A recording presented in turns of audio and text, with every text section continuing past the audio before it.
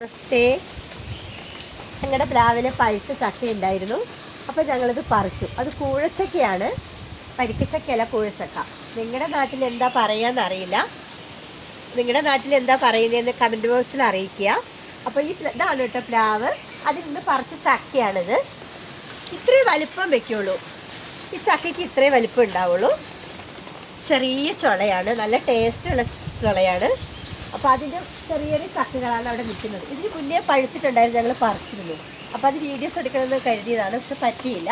അപ്പോൾ ഇതിപ്പം വീഡിയോസ് എടുക്കാൻ വേണ്ടിയിട്ട് ഞങ്ങൾ പറിച്ചതാണ്. അപ്പം നമുക്കൊന്ന് പൊളിച്ച് നോക്കിയാലോ. അതായത് നമുക്ക് ഇറുത്ത് നോക്കാം, അതായത് ചക്ക ഒന്ന് ഇറുത്ത് നോക്കാം. Okay okay. വാവ്, നല്ല ബ്യൂട്ടിഫുള്ളാ. എന്ത് രസമാണ് കാണുന്നുണ്ടോ ചക്ക. ഇത്രയും വലിപ്പം വയ്ക്കുള്ളൂ കേട്ടോ. കൂഴച്ചക്കയാണ്, വരിക്കച്ചക്കയല്ല. നല്ല ചുളയാണ്, നല്ല മധുരമുള്ള ചക്കയാണ്.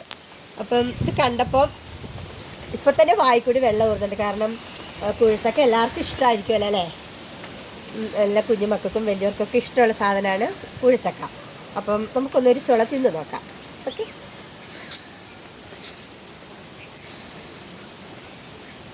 നല്ല ചൊനയുണ്ട് കേട്ടോ ഇതിനകത്ത്.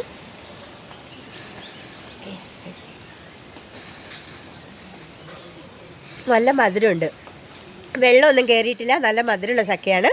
ഇത്ര വലിപ്പം വയ്ക്കുള്ളൂ. കുഞ്ഞു ചുളയാണ് ഇതിന്. നിങ്ങളുടെ നാട്ടിലൊക്കെ എന്താ പറയാമെന്നറിയില്ല. കൂഴച്ചക്കയാണോ അല്ലയോ എന്നറിയത്തില്ല.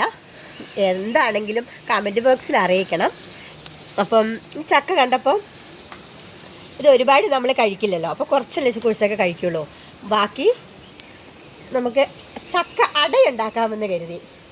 ചക്കയുടെ അറിയാലോ, എല്ലാവർക്കും അറിയാവുന്നതാണ്, അമ്മമാർക്കൊക്കെ അറിയാം ചക്കയുടെ. അപ്പോൾ ചക്കയുടെ ഉണ്ടാക്കാമെന്ന് കരുതിയിരിക്കുകയാണ്, ഒരാഗ്രഹം. അപ്പോൾ അതുകൊണ്ട് അപ്പോൾ ഞാൻ ഇത് തിന്ന് കാണിക്കാം കേട്ടോ.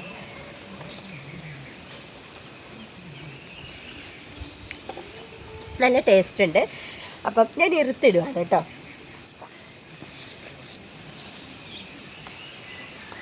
എൻ്റെ കുഞ്ഞു ചുളയാണ്, നന്നായി പഴുത്തിട്ടുണ്ട്. അപ്പം കുറേ ദിവസമായിട്ട് ആഗ്രഹിക്കുന്ന ഒരു കാര്യമാണ് ചക്ക അട ഉണ്ടാക്കണമെന്ന്. അപ്പം ഇടനയല പറിച്ചിട്ടാണ് ഞങ്ങൾ ചക്ക അട ഉണ്ടാക്കുന്നത്. ഓക്കെ.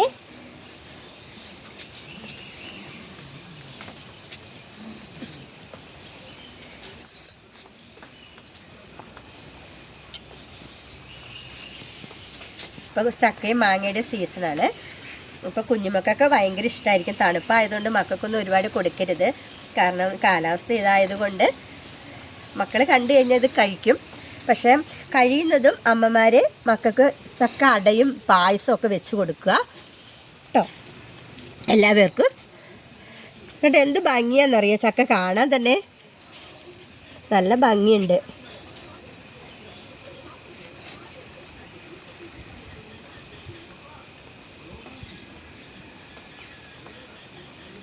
അപ്പം ചക്കയും മാങ്ങയുടെയൊക്കെ സീസണല്ലേ ഇപ്പോൾ.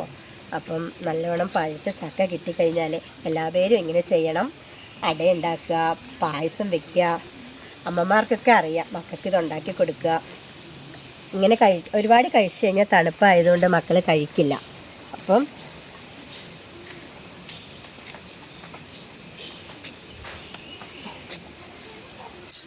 ചെറിയ ചക്കയാണ്, പക്ഷെ നല്ല ഇതിൻ്റെ ചുളയുണ്ട്. ഇതിനുണ്ടോ, ഇത്ര വലിപ്പം വെക്കുള്ളൂ കേട്ടോ. സാധാരണ കുഴിച്ചക്ക വലുതല്ലേ, ഇത് ചെറുതാണ്.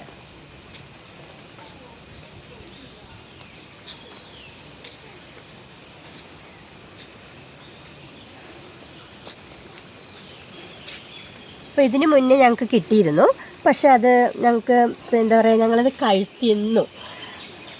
പിന്നെ ഞങ്ങൾ വിചാരിച്ചു ഇനി പഴുക്കുമ്പോൾ ചക്കയട ഉണ്ടാക്കാമെന്ന് കരുതി.